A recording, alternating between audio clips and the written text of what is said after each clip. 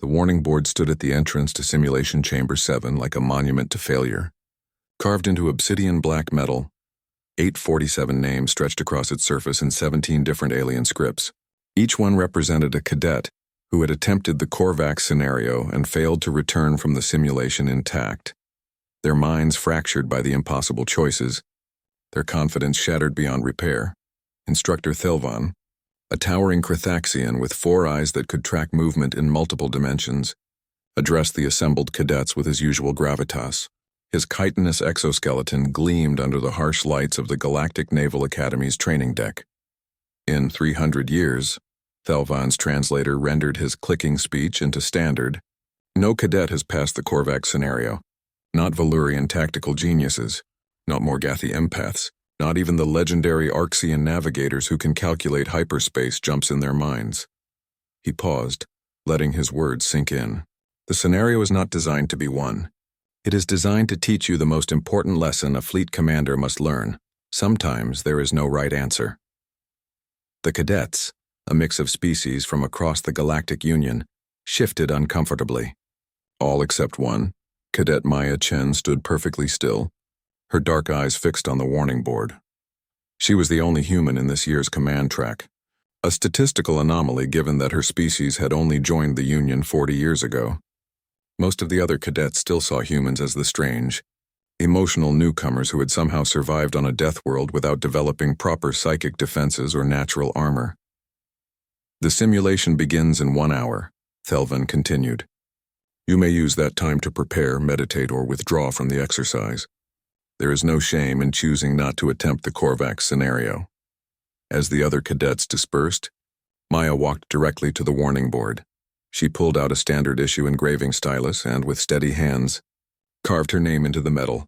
Maya Chen, human, Earth. Thelvan's eye stalk swiveled toward her. Cadet Chen, that board is for those who have already failed. No, sir, Maya replied calmly, not looking away from her handiwork. It's for those who tried. I'm putting my name up there now because I'm going in and I'm going to try. Whether I pass or fail comes after. The instructor's mandibles clicked in what might have been approval or confusion. Your species has a word. Hubris, I believe? We have another word too, sir. Audacity. She turned to face him, and Thelvan was struck by something in her expression.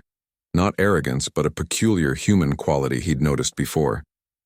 They called it determination, but it seemed deeper than that, almost defiant of logic itself. 1 hour later, Maya stood in the simulation chamber, neural interface crown settled on her head. The scenario loaded instantly, dropping her into the command chair of the Dreadnought Valiant. The situation unfolded with brutal efficiency. A colony world with 8 million civilians under attack by an enemy fleet.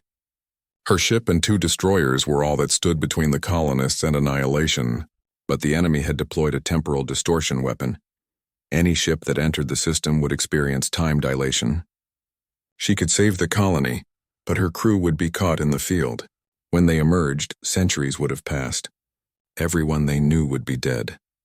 Their families would be dust. Alternatively, she could call for reinforcements, but they would arrive 12 hours too late. 8 million dead. The scenario was designed to be unsolvable by logical analysis. The mathematics didn't balance. The ethics were impossible.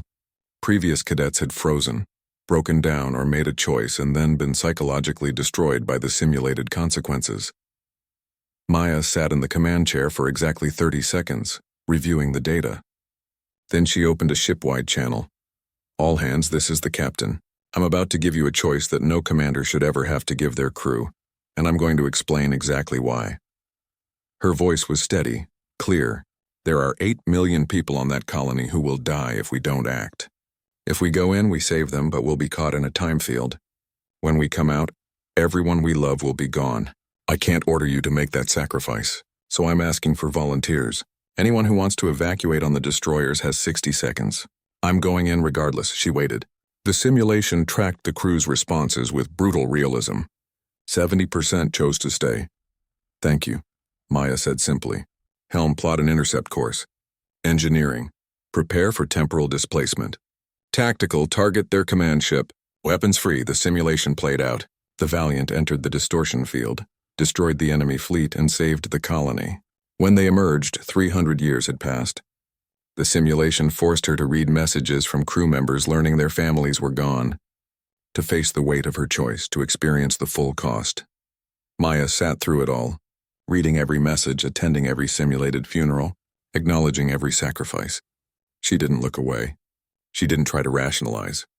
She felt the weight and carried it.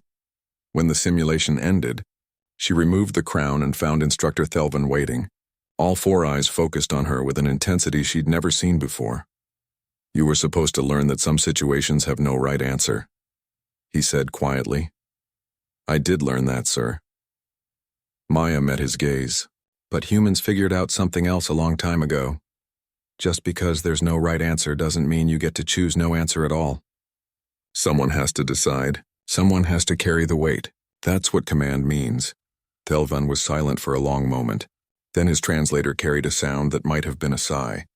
"In 300 years, you are the first cadet to complete the scenario. Not because you found a solution, but because you accepted that there wasn't one and acted anyway. You chose to bear an impossible burden." "It's a very human thing, sir," Maya replied. "We're good at carrying impossible weights. It's how we got off our death world in the first place." The instructor's mandibles clicked in what Maya had learned to recognize as respect. "Your name is already on the warning board, Cadet Chen." "Yes, sir." "Right where it belongs, with everyone else who tried." As Maya left the chamber, she didn't know that her approach to the Korvax scenario would eventually become standard training for human commanders throughout the fleet. She didn't know that xenopsychologists would spend decades studying why humans, uniquely among spacefaring species, seemed almost comfortable with impossible choices. All she knew was that 8 million simulated people were alive because someone had been willing to pay the cost. And for a human, that was enough.